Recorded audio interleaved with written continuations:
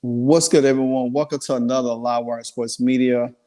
The Commanders after the aftermath on a Monday. What we do, we always break down the game after the Commanders play. This week they had the Atlanta Falcons. They traveled to Atlanta. They're looking to break a 3-game winning streak. But today, I'll have my good friend Mr. Merle, and I should have another special guest joining us shortly. But before we get started, what we have to do. We have to kick that intro.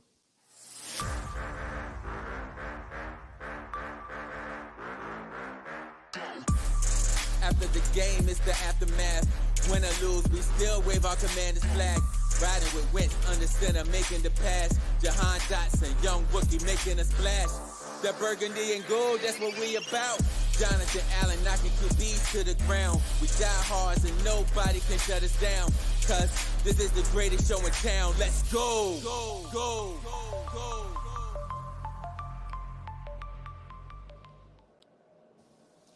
All right, we back. All right, Merle, how you feeling this afternoon, bro?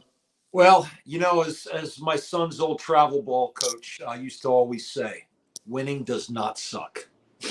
Right, That's right, winning. right. It's always fun to see a win, but it's a win that we basically had control of that football game from the first possession on. Mm-hmm. Once that first possession again, and we talked about this before the show, Martin, we got to figure out a way. Our defense, although they came up big, and there were 2 fourth quarter interceptions that sealed the game for us. Yeah. We keep starting in first quarter holes. And, we can crawl out of that hole pretty easily against a team like Atlanta. Yeah. But, when you play against teams like Buffalo or Philadelphia, which we got one more game against Philly, and we still got Dallas twice, Mm-hmm. we've got to play 60 minutes of football. Yeah, And I don't see 60 minutes of football on that defense yet. Although I will take the advance, I will take the win, and I will take the fact that we finally saw good play from the linebacker position this week. And I'm gonna go back. I'm gonna go back to the Chicago game before I dive into a little bit of this game here for Sunday, because I looked at some teams yesterday. I looked at how the Giants played Buffalo. I looked at how Minnesota played Chicago, and I'm sitting here saying to myself, Minnesota defense ain't better than us. The Giants defense is kind of like us a little bit, but at the same time, I feel like Washington has the making of a really good defense, but they just, I think it's the play calling or the mismatch. Now, I talked to Herb last night, and he called me on the phone, and he said that they switched the defense scheme. They went from a 4-2-5 to a 3-4. And so you was able to see a little bit more aggressiveness from the defensive unit and them flying around. And I was like, okay, that makes sense. I wish they had did that in week 3, week 4, because then you could have played Buffalo a little bit better. You could have played Chicago a little bit better. And you probably would have won the game against Philly. So you would have had 2 games up with this game in a better position. But we still got a long season to go, so they can build on that. We was talking off air a few minutes ago about Emmanuel Forbes, and for him to sit this game out, he might not play the next game either. He might have to sit, and then he might just get some time in, a little bit snaps here and there, where he has to see how these guys really play. So I think Ron, knowing that he's coaching for his job, had to make a great decision, not to hurt him, but to get him to understand, hey, you done gave up like a lot of passes, a lot of attempts your way. So we got to put some guys in there with some experience to kind of really show you a little bit more. I want your take on it a little bit. Well, you see, with football does not have something that Major League Baseball has, and that's the minor leagues, where in baseball, you've got some place where you can go as a player in order to get those extra reps and in order to learn and get better at your craft so that eventually you'll stick up in the big leagues. Mm-hmm. Football doesn't have that. What you have, though, is you have larger teams and you have 2 and 3 people in the depth chart in most positions that you say don't have in baseball.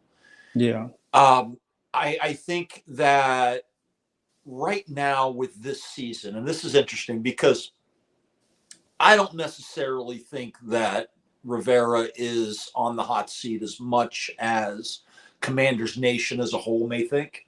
Mm-hmm. And I think I've said this before, is that this season is a season for learning and evaluation. Yeah. Josh Harrison just bought the team. Mm-hmm. It's going to take him really this first season to figure out what he has. Yeah. From a personnel standpoint, from an operations standpoint, what's in there in the front office, really what has been the problem the last few years. So by not immediately getting rid of Ron Rivera or putting him on the hot seat earlier in the season, like some people have wanted, Mm-hmm. I think he's doing the right thing because you've got some really, really good young football players that aren't ready to win yet, but need to be able to have the opportunity to learn. And those people include Sam Howell. They include Emmanuel Forbes. They include Brian Robinson, the running back. And then you also have Chase Young, although Chase Young's been in the league for a few years. He spent a good bit of it injured. And there's been, several changes going on. I think, in a way, Chase Young is learning as much as some of these other ones. Yeah, I agree with that because you brought up a good point because he has been injured. He has not played a real full NFL season since his rookie year. So you really look at it like this. He only has played 2 seasons probably, or a season and a half.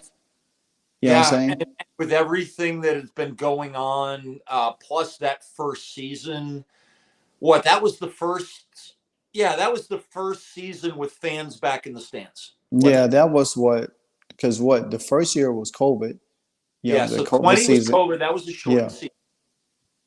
And 21 was his rookie season. You almost have to throw anything out during the pandemic anyway for a lot of reasons. And I think this is where you're starting to see improvement in that defense because they're learning how to play together. And that's that front four. Exactly. This is the first time we've seen that front four together and healthy in quite a while. Oh yeah, definitely. I agree. The thing that I like about this team is when the others gets involved, like the KC2 Hills, like the FA Bottles, you know what I'm saying? Like the Ridgeways. I love when they contribute on the line as well because we don't have to rely so much on Chase or Montez. You know what I'm saying? We could rotate them out. Like KC2 Hill has played phenomenal since last year. Even when Chase was out, he came in and contributed right then and there. I'm going to pause for a second. I have Mr. Felix Bassi in the house. Hello. Mr. Bassi, what's going on? How you doing, sir? Doing well. How are you? Good. I'm glad you were able to join us. I see that you're a busy guy. With friends on Facebook, you do a lot of great things for the Commanders and very professional. I love what I see from you. So that's why I wanted to reach out and bring you on to today's show. I always host this aftermath show on Mondays with my friend Merle, Mr. Felix Bassi.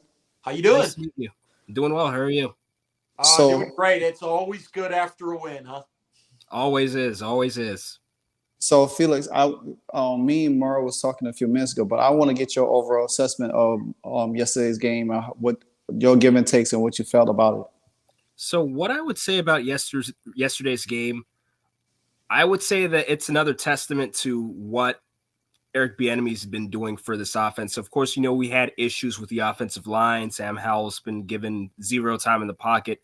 We did see Sam Howell, in that Buffalo game, prime example. He was pressured on 76% of dropbacks, and you saw the after effect of that. So it's the subtle things. So the offensive line situation's most likely not going to change by the end of the year. So what does Bieniemy do? You see more routes that are quick release. You see routes going to running backs in some cases. Sometimes you would have the drag route or shallow cross. Sometimes you do the slant route, like the one that gave Washington a quick first down in the first drive of the Philly game. So I think those are good blitz counters for what they can do given their situation with the O-line. So I would say that. And also the defense.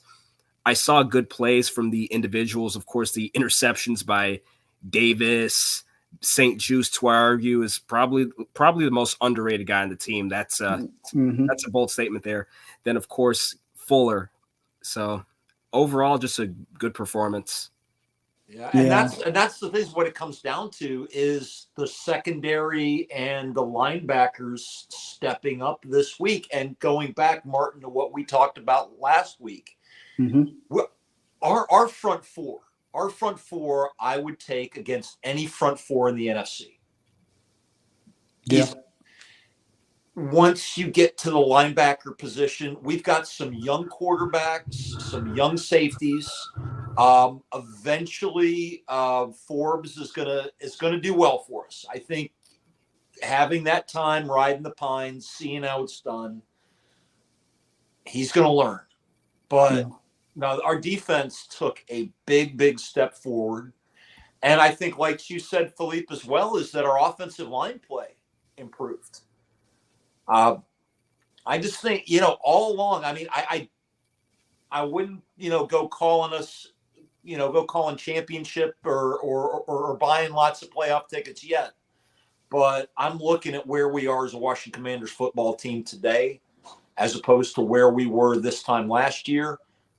Heck, after last week, it seems that everything that's been happening since we got Bieniemy, since the ownership change, there's a different feel to the team.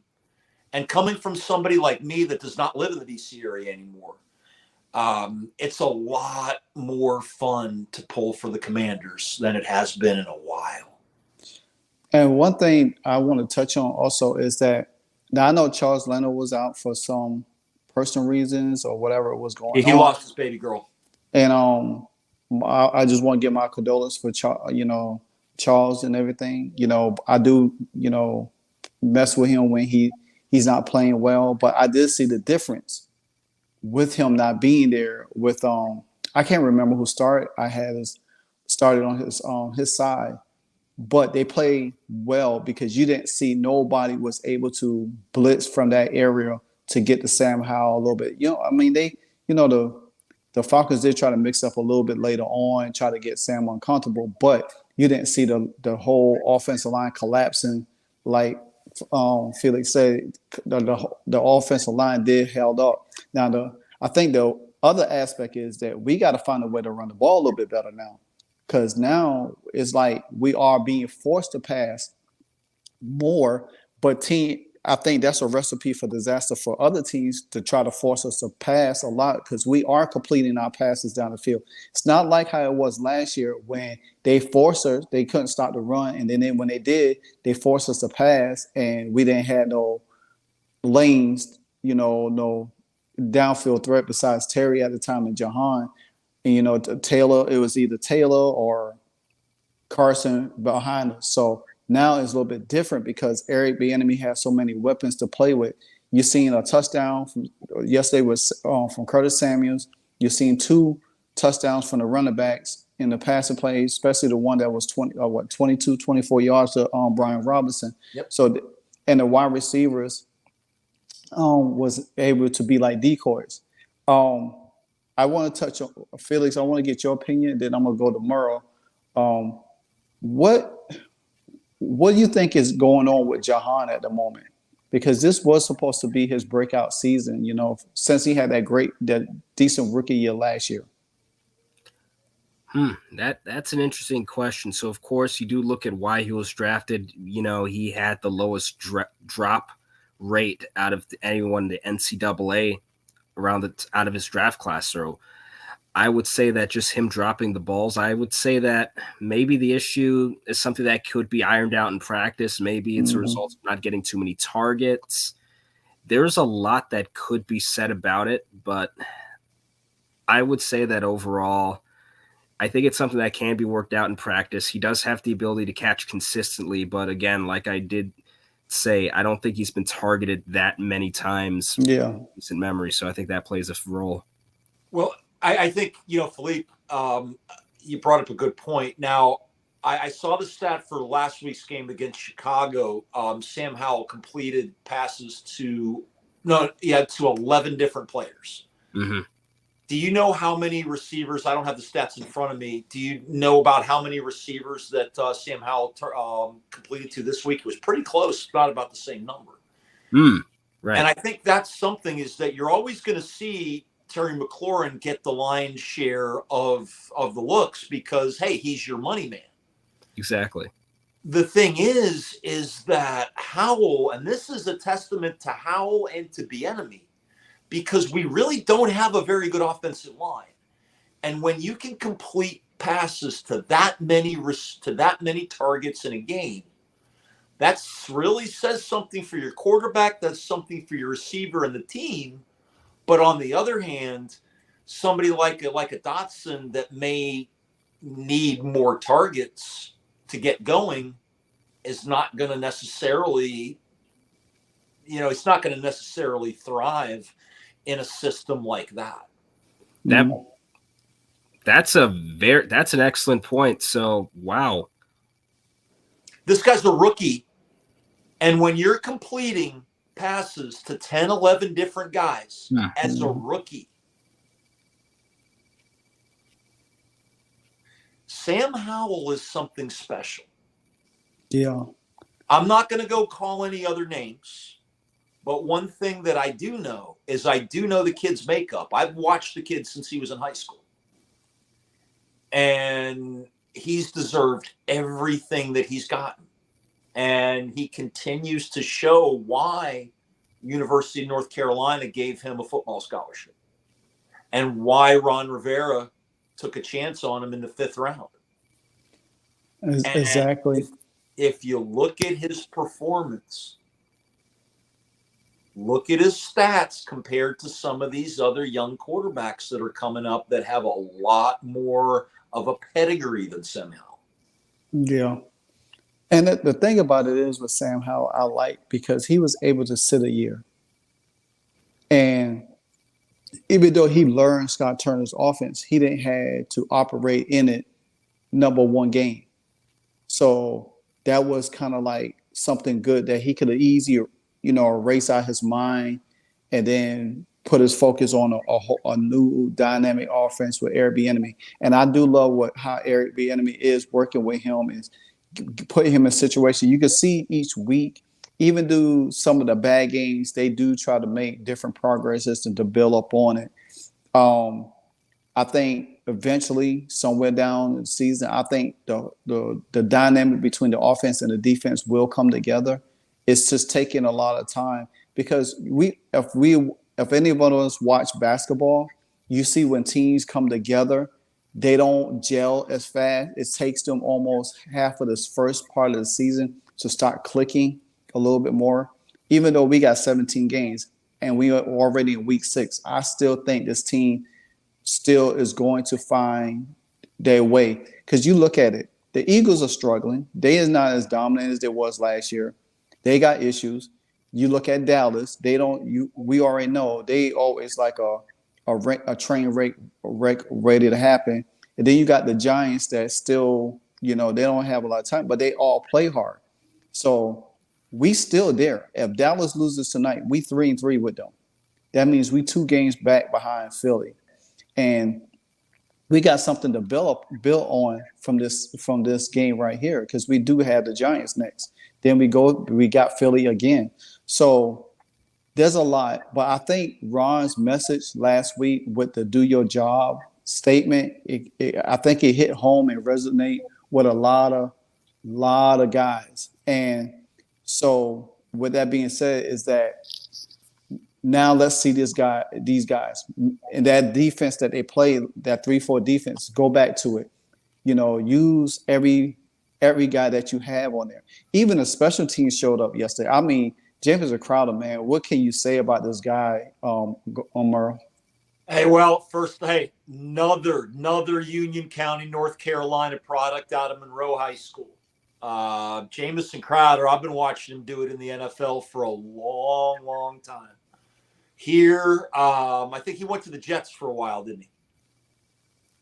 And now that he's able to come back and finish his career here, that play he made, that punt return, it's nice to see, because he was one of those receivers that his first time around here, I mean, there was a lot of promise, but he never really showed it. I mean, the supporting cast wasn't there either. But these are the kind of guys that we need to step up in situations like that. Because, really that whole punt return, it's almost like that's what gave us the momentum that we really never gave back the whole rest of the game. What do you think, Philippe? I completely 100%, not to mention that kick return, it set up a touchdown in a game that was decided by a single possession. So not only that, but the last time the Commanders had a punt return that was at least 61 or more yards, last time that happened? I had a lot. 2016, 2016 by Jamison Crowder is in that Baltimore game. It was another game that was decided by a single possession. So it just, number one, it goes to show you something that kind of slipped through the cracks here. A lot of people don't think about it, but we didn't really have a lot to show for in the kick return aspect in the last few years. So that's one thing that slipped in my mind as well. Because I was half expecting you to say Gary Clark, but that's right. Because I can't remember how long it's been. And you remember Mitchell had a few big ones. I think I remember, but again, we're going back to a long time ago. Because you think in that time from 2016 to now, we had DeAndre Carter, which everybody loved. He was solid. I hated that we didn't kept him. I mean, he was dynamic in the offense and on special teams. So it's just, I'm glad to see Jamison. I wish he had got that touchdown. I really did. I was hoping, but he got gassed. He got gassed so bad. So, give me your Philippe. Give me your overall assessment of Brian Robinson, who I love. I love Brian Robinson. So, give me your overall assessment of him. I would say this: he's a great power runner, and he also has the ability to do the outside runs. I've seen some of those from this year, the outside runs, the off tackles, or things of that nature. But I would say this in terms of his signature style, the inside run, power running. Mm-hmm. I think NFL defenses have kind of figured that out. It's not so much. I don't think he's regressing at all. I think it's more so, if you're facing the Commanders, watch out for this particular move. Mm-hmm. They do it. They're heavily reliant upon it. And I think that's why it's not working. And I would say that it's also due to the fact that we're not using much else outside of that. I've seen the outside run once or very few times this year. Mm-hmm. And I think that largely owes to the fact that we're afraid to give Gibson the ball, because he's having probably, in terms of ball management, the worst year of his career so far. Philippe, it all comes down to one thing. Mm-hmm. It's our offensive line.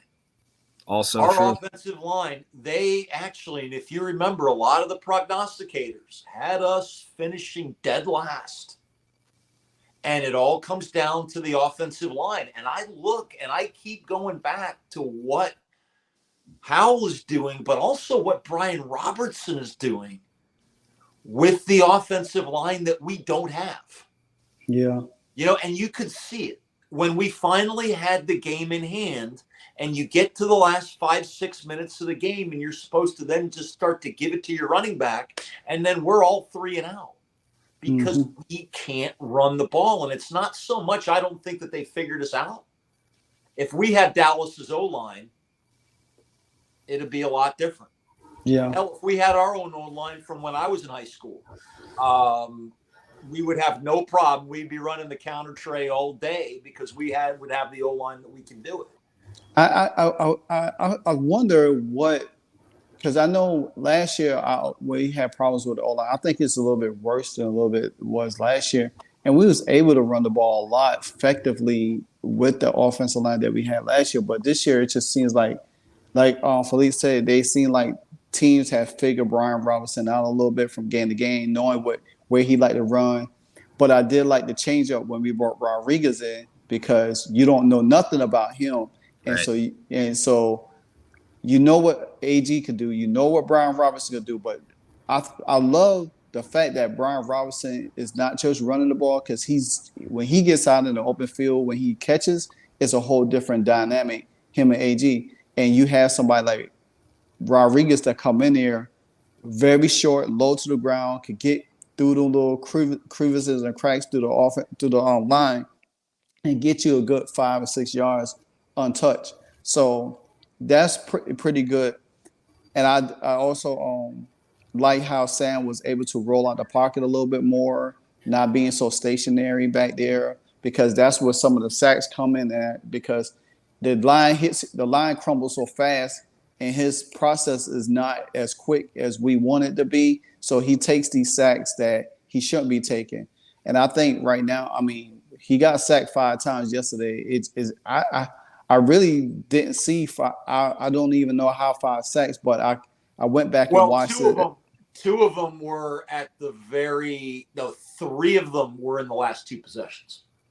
So he was sacked 5 times during the game. 3 of those sacks were garbage time at the end. Well, you can't really call it garbage time, but they were at the end of the game. So it was those sacks was just like how it was last week with Chicago towards the end. He got sacked back to back. Right. Or like all those points Buffalo scored against us in the last 5-10 minutes of the game, which really I think caused people to make an appraisal about our defense that wasn't necessarily correct. We hung with that Buffalo defense for most of that game. It wasn't really, and the thing is, if it was anybody other than a rookie quarterback, Howell would have been pulled after that first pick at the end of the game. But with him being a rookie quarterback in that situation, I thought Rivera made the right move by keeping him in there. And then you see what the results are since then. But I think that you have a lot of garbage time points at the end of the Buffalo game. You have a Chicago game that I'm still scratching my head at for a number of reasons, and I brought this up last week. But I think our defense is a hell of a lot better than they're giving us credit for. Mm-hmm. And yesterday was the first week that they showed it, that, okay, we can hold the lead, and when they're driving, we can do something in order to stop it, either a sack or an interception, fumble recovery. We've got players that can do that. Exactly. To start doing it a few more times. So we're gonna go. I do want to dive in a little bit more on the defense side of the ball a little bit, because I think, to me, they are the unsung heroes of this game because of what they did. And we've been waiting to see, Jamin Davis, he gets beat up in the media too by us and a lot, but he has progress year in and year out. And even though he has some off the field, things that was going on, but he has played pretty solid throughout the season. Philly, what would you like to see more of Jamin Davis? So what I would say for Jamin Davis, it's hard to tell. Now, I would say this is kind of delicate, because if you look at the linebacker position, there's not a lot of depth. So there are certain limitations. But what I would say that I'd want to see more from Jamin Davis, probably see him aid the pass rush when necessary, and in some situations, let's focus on one thing. I'd say aid the pass rush when necessary, see how he can do in that case. But his ability to cover, his ability to prevent pass plays from happening when the ball's in his zone or his area of the field, I think he's proven himself, not just the Atlanta game with the interception, but take it back a few years ago. He made a play that saved the game against Seattle, the Monday night game in 2021. Mm-hmm. He saved that game. If it went to overtime, I don't know what would have happened because that game could have gone either way, even within the regulation period. So I would say that from Jamin Davis overall, I just would like to see how they would deal with him aiding the pass rush. As for, again, his role as a whole in the linebacker position, like I said, it's hard to ask so much because I'm looking at the linebacker position, some of the play calling, the coverage schemes. I don't want to go off on a tangent and just let's answer. Also, Jamin Davis, you pointed out, Jamin Davis is a player. We know he's a player, but he is never going to be more than a player that is, I mean, at his best, he's going to help keep you in games. He's not going to ever be that linebacker that's going to take over a game. He's not going to be that Ryan Kerrigan type, let alone a Luke Kuechly type, or some of the top linebackers in the league right now who is just escaping me. But that's who we need. We need that middle linebacker we need a linebacker version of Chase Young and Montez Sweat, which is asking the world, but at least the fact that going into next year's draft, we don't need any wide receivers, we don't need any running backs, and we don't need a quarterback. As long as something doesn't crazy happen to Tyrod Taylor, I think he'll be fine as a backup for a couple of years. He's not. Do you know how old is he? How he is fully? Tyrod Taylor. Yeah. Tyrod Taylor. I think he's somewhere in his early 30s. He's been in the NFL for about a decade. Yeah. So as a backup, maybe 2-3 more seasons. I mean, if Sam Howell stays healthy. I mean, I could. That's a possibility. I mean, you got to think. Andy Dalton's still there.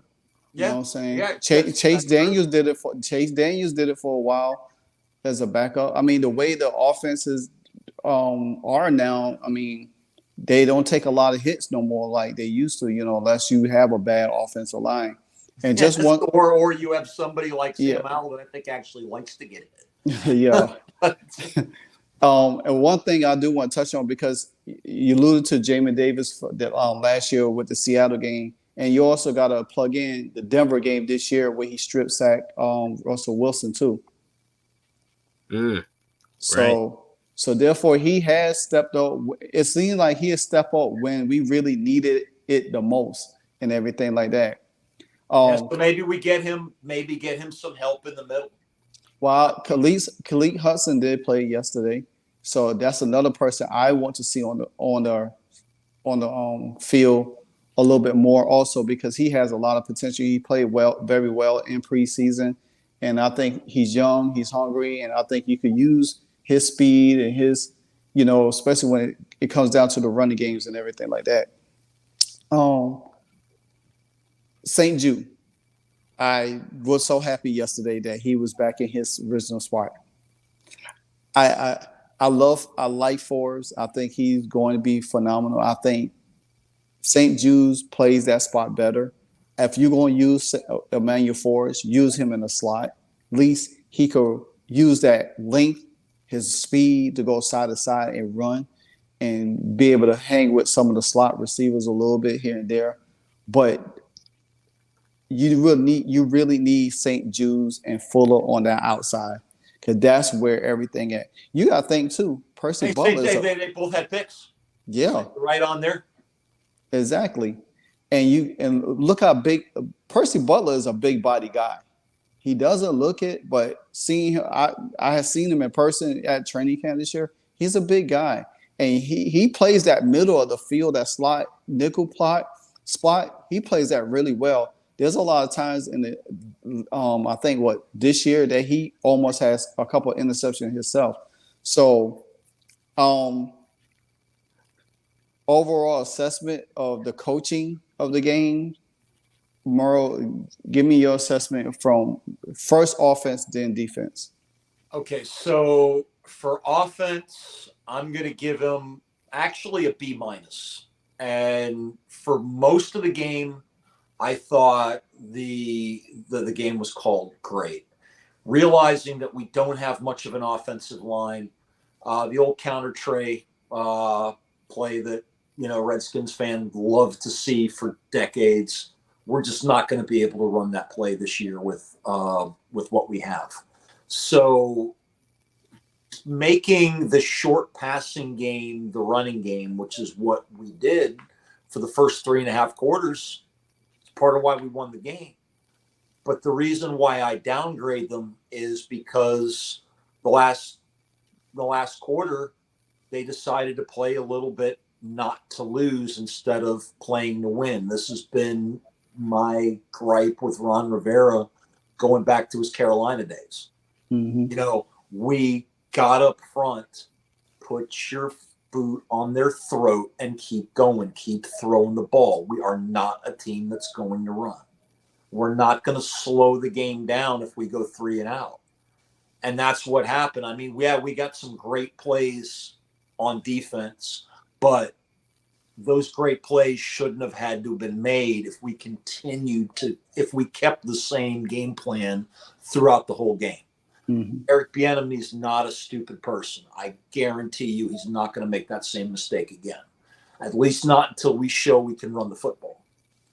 For defense, I'm going to say a B minus again, and I'm going to downgrade them for the first possession of the game. It happened again every game this season. It's like we've taken the first series off, and it's like we're spotting them 7 points. Guys, mm-hmm. Stop. You're better than that. They proved it the rest of the game that they were better than that. Now give us 60 minutes of effort. Let's put our boot on their throat from the first play instead of waiting until the 3rd and 4th quarter when you're having to come back. This game was a lot closer than it should have been. Yeah. That's why they got B minuses. And I do want to touch back because you did say something.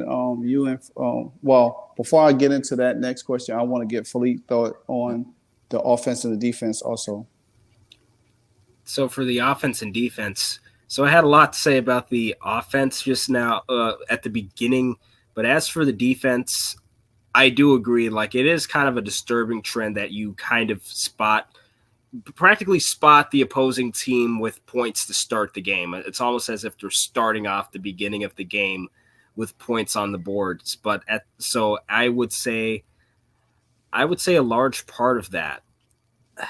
I would say a large part of it would probably have something to do with not putting enough pressure on defense. I know what this team is capable of. Now, I understand that you did make a point saying, okay, Jamin Davis himself wouldn't be able to be that game-breaking linebacker. But I was thinking more in the vein of, okay, you have a solid front four in the NFL, and you set that front four, you can line that one head-to-head and make an argument that it's better than almost any other front four in the NFL. Any front four. And I agree wholeheartedly. Yeah. I agree wholeheartedly. So you take that front four, add any player to it on the pass rush, on the blitz. Now, I get that the 4-man pressure can create sack situations, but the fact of the matter is, the 4-man rush can work, but it's really not supposed to. It's extreme cases. It may work sometimes. It's similar to having an elite quarterback, right? That can throw the ball deep on any play, but going deep every single time. It's not going to work no matter how good.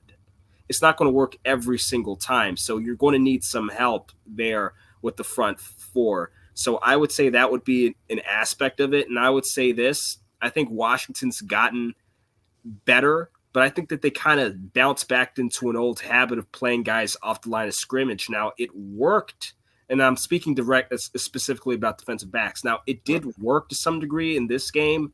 They caught some interceptions in zone, or Kendall Fuller's case, he kind of just positioned himself there. He has a way of positioning himself in the direction of the ball that I've noticed. But I would say that these zone dominant coverage schemes, they're not going to work against a team not named the Atlanta Falcons, generally speaking. Yeah. And I think that if you go against a Daniel Jones, he would pick even Daniel Jones. Like the Giants not doing well, Daniel Jones not doing well, but I think even Daniel Jones would be able to pick that apart. Mm-hmm. So I would say those are the two issues that I do have with the defense. Offense, like I said, doing well to counter the blitz. That's pretty much all you can ask for with the passing situation right now. Running the ball, you didn't mention the fact that we're challenged. You can't really get too free with the off tackles or a counter trade play that you mentioned in particular, because you don't really have an offensive line that can support that. Like the play would probably be broken at the line of scrimmage based on what we're seeing. So it was on 3rd and inches in Chicago. There you go. And it's funny you mentioned that. Name of the quarterback in Chicago is escaping me. Somebody else. Justin Fields. It happens to me all the time. I accidentally call him Jalen Hurts all the time. Okay. Justin Fields was accurate with his passes on Thursday night against us. This kid Riddle, or whatever his name was overthrowing his guys. Yes. And that's, if you look at it, that's the difference there. They didn't rip off a big 30, 40-yard play or multiple against us because the quarterback wasn't hitting his receivers. Now, we had a little bit to do with that. I'm not going to just all of a sudden say it, but that was a thing that I saw. Because just like on Thursday night, in that first half, Atlanta's wide receivers were getting behind our defensive backs. And making sure you've got a quarterback good enough to hit those receivers. And thankfully, Atlanta did not have that quarterback yesterday. And that's a good point because, just like Fleet said, Daniel Jones, even Tyrod Taylor a little bit yesterday ran out of the pocket. So either or, that's just something that Washington's defense has never been able to fix, controlling that running quarterback. Daniel Jones seems like another version of Lamar Jackson when he plays us. It's like this dude rushes for almost 100 yards by himself in the game. And then, you got to still deal with Barkley at the same time. And I just don't – that's the only – I think that's one of the main problems of the defense that bothers me is we don't contain – now, we do a good job against Jalen Hurts. So why is it not the same with Daniel Jones? That's where it's mind-boggling to me. Well, I think, one thing, we haven't played Daniel Jones this year. And I think the first thing you got to look at is this is a different football team in almost every aspect than it was last year. Although there are some tendencies that are still there. I'm seeing almost to a man plays being made with regularity this season that were not being made last season and season before. So before we go ahead and start, making Daniel Jones more than who he is, remember that we're a little more than who we were last year. And I think at this point, now the game's going to be at home Sunday, right? Yeah, no, we on the road. We're on the road again. We're on the road again. Okay. I think we'll be just fine. And I think, in Philadelphia, we took Philadelphia to overtime. I think we win this football game. I agree wholeheartedly. And it ain't a comeback either. I think this is going to be a 60-minute win. We're going to be the team that scores first. And I don't necessarily think that we kick the hell out of them, but I'm pretty sure that this game is going to be a win. I think that we are a team that has shown that we can learn from the mistakes that we made last week, this week. So you'll see another improvement with this team. And I think we're all going to like what we're going to see. It's funny y'all said that. Washington has played better on the road than they do at home. Maybe they just go ahead and switch their schedule and just keep them on the road the whole season because they play really good. Even though they was on the road with Philly, they still play well enough to beat Philly. You know what I'm saying? So there's no more victories, but I still say I like their chances on the road against any Well, team. I don't know. I think what you're up against, Martin, is that Buffalo is going to the Super Bowl until somebody proves me wrong. I won't say You that. know what? You got to throw out the London thing. I mean, In general, the Giants had them yesterday. If the Giants had just an ounce of offense, that was a loss. The Giants showed what they was able to do against a team. Buffalo has struggled against teams that plays on physical. Buffalo don't like to play physical. If Buffalo, say for instance, if Cincinnati gets their act together, the way they played on defense yesterday, even though Kansas City still Kansas City, but you got to look. Teams that play physical with Buffalo is able to beat Buffalo. I'm not going to anoint them yet because they still have a lot of questions. And then now they starting to get injured real quick. There's a lot of injuries on that team. They running back went down yesterday. A lineman got hurt yesterday. Yeah. So, but the running back, he's fine. He had a neck injury, but he's fine. It's a lot of pain in his neck. Then they had an offensive lineman. They lost two people on defense. So they get injured at the wrong time of the year. I mean, early in the year, they could come back later, but it's going to stall their momentum because they still got to play Miami. There's we don't even know if there's a chance Aaron Rodgers come back. The Jets defense is really carrying that team. If Zach Wilson played just an ounce, I don't even count the Patriots at all. Then you got a Cleveland team that has a good defense. You see what they did against the 49ers yesterday. So it's a lot. It's not as easy as we think it is because Buffalo could put up no points. Miami could put up points too, but they could be beat too. You just got to play them physical.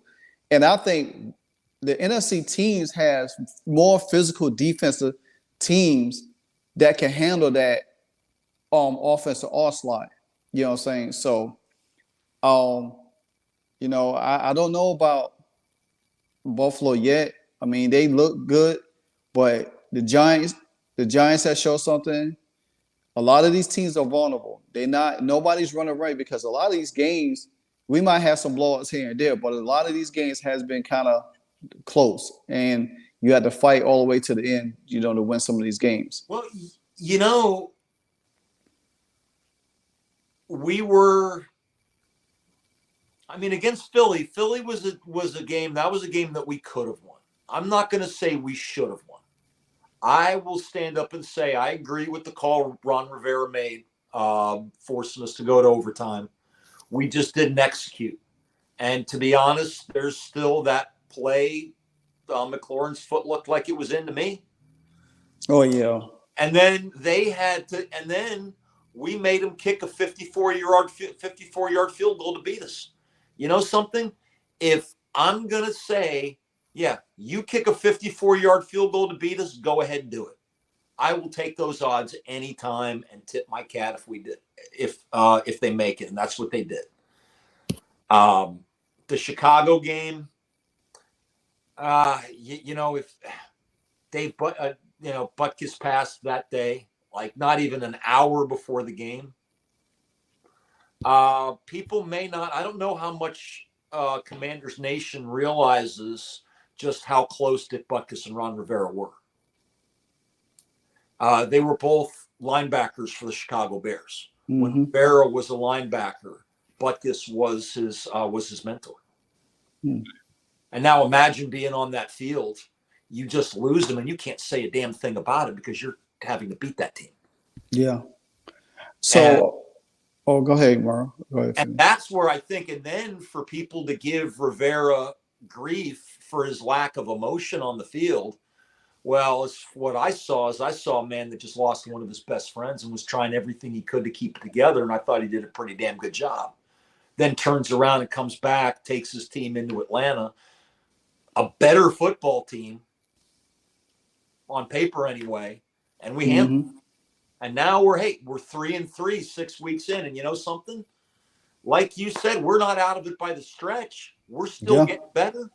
Hey, we might have a better team than I'm giving us credit for.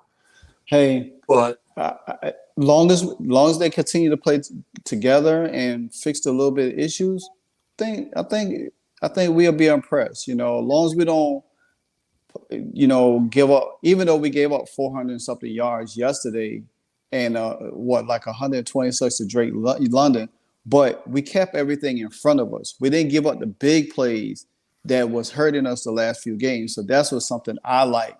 You know, I'll take all the little middle passes here and there and in the middle, but nothing over the top. Long as they got 10 fantasy points on FanDuel.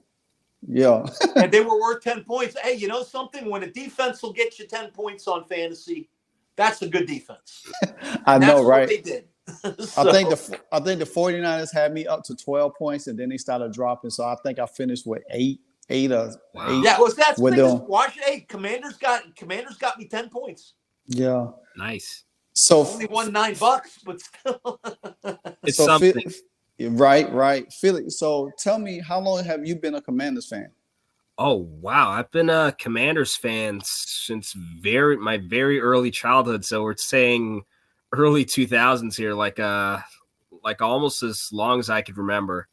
So you've been through the RG3 era. RG3 era, that happened. Yeah. Yes. Yeah.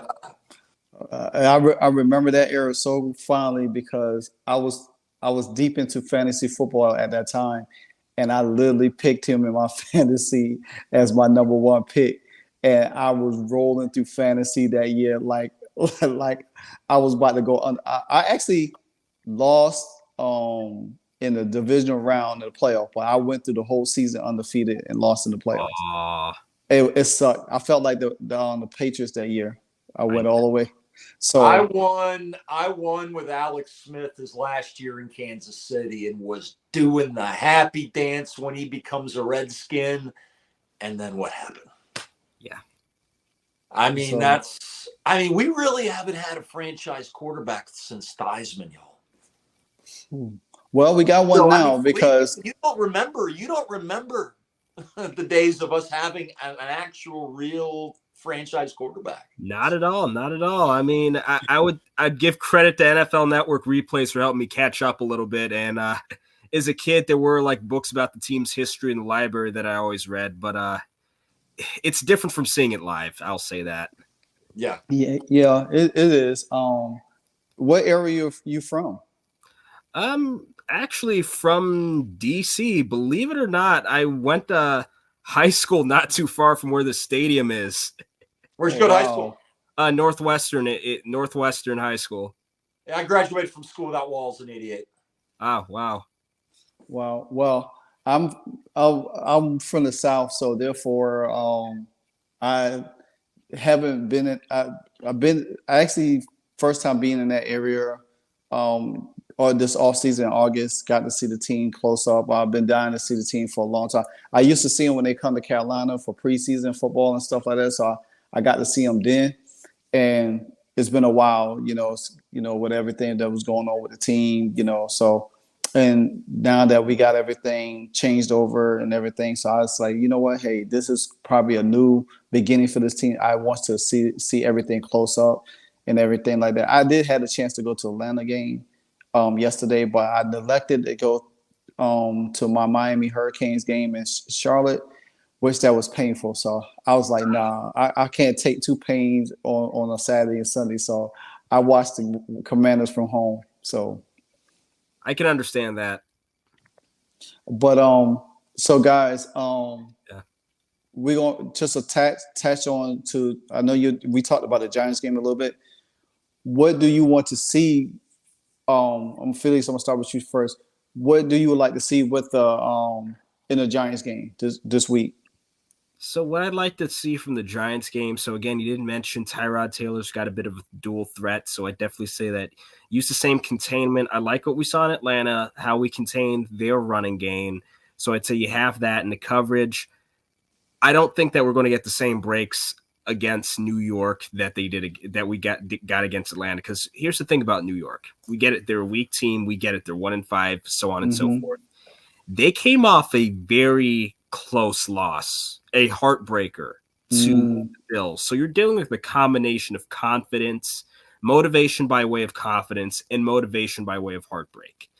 That's a double threat here. That's why I'm really cautious about this game now more than I was 24 hours ago.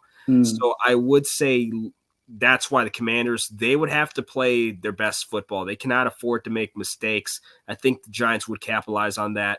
More of the same from the passing game, the blitz counters by way of the routes being called. Then I would say with the running plays, I get that there are limitations with how often you can go outside or the different types of run plays, but I would say that you would at least have to try them. I'm not saying like you're going counter to the side 1 out of every 2 or even 3 runs, but I would say it would have to be somewhat incorporated to a noticeable degree if you understand what I'm getting at. Yeah, I got you. So Merle, your assessment? Well, I think what you got to do is just build on what you did last week. On defense, you got to tighten up in the first quarter.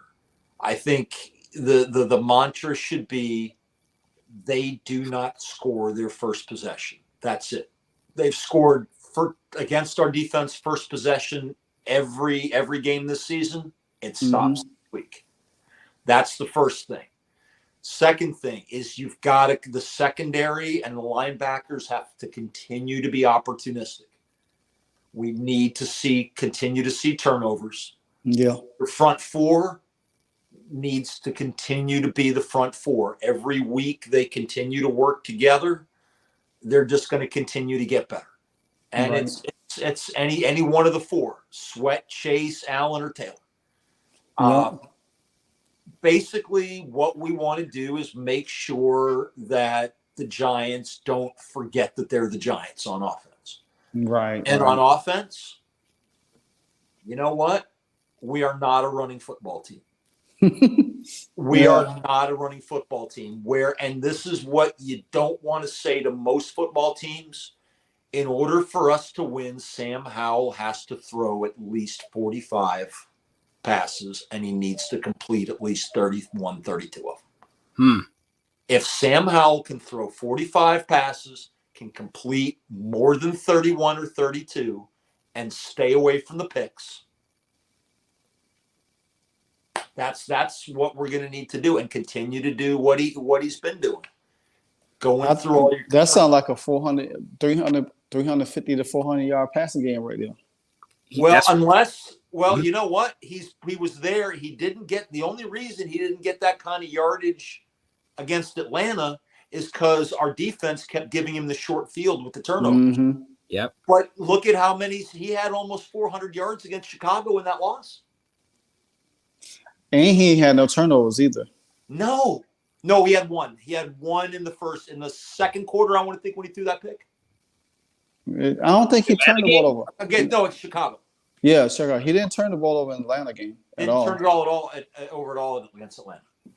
And this is what I think about what both of y'all have said, and I agree wholeheartedly.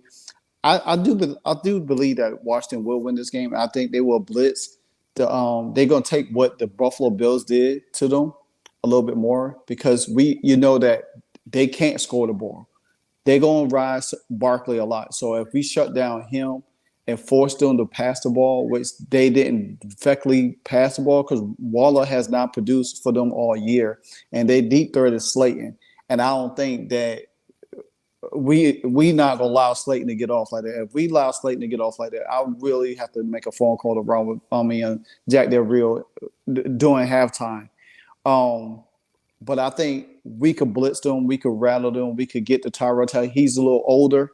He's a little looser, but he's not as fast. You know what I'm saying? Like if we were dealing with a Daniel Jones, so that's what I'm looking for. And I think Washington, they got to take this opportunity to really revenge the losses to the Giants from last year because we've been robbed by them last year.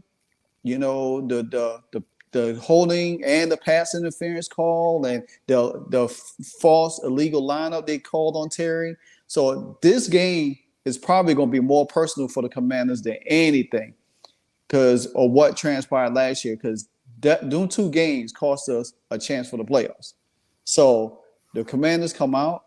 I don't know how serious that Montez thumb injury is. He did come back in the game yesterday a little bit, but Casey Toohill provided. So I think that if they take this defensive unit, what they displayed Sunday and carry it to this Sunday coming up, I think they could come out with a good win, a good double-digit win. I think they need to put the Giants away early, not let them hang around, not give them any hope at all.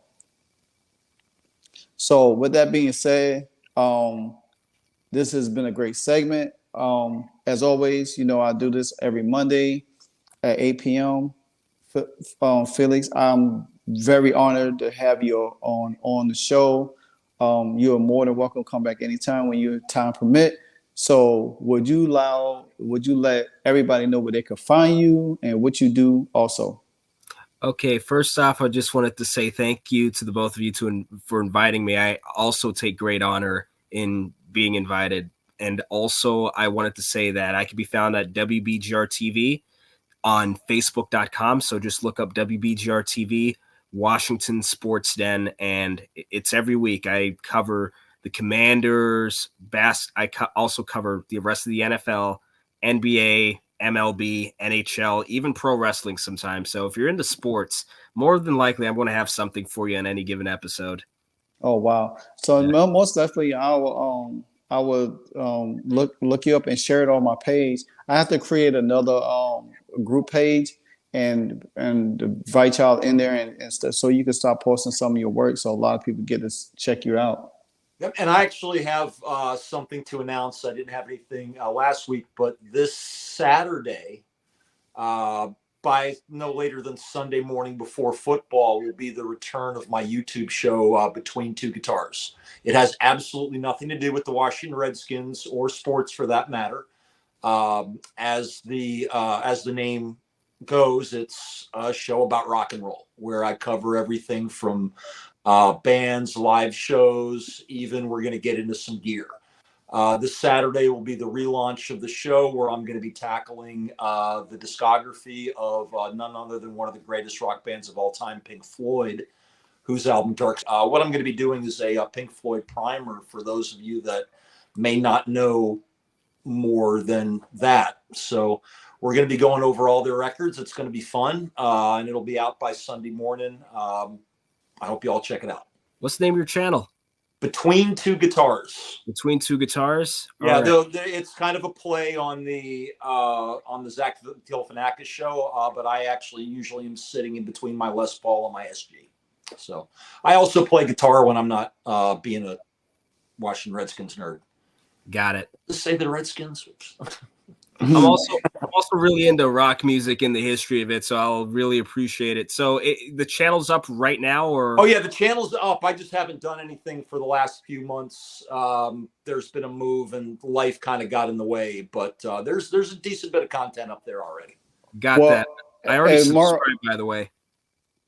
Merle, cool. Send a link into Messenger for me, and definitely I'll definitely check it out.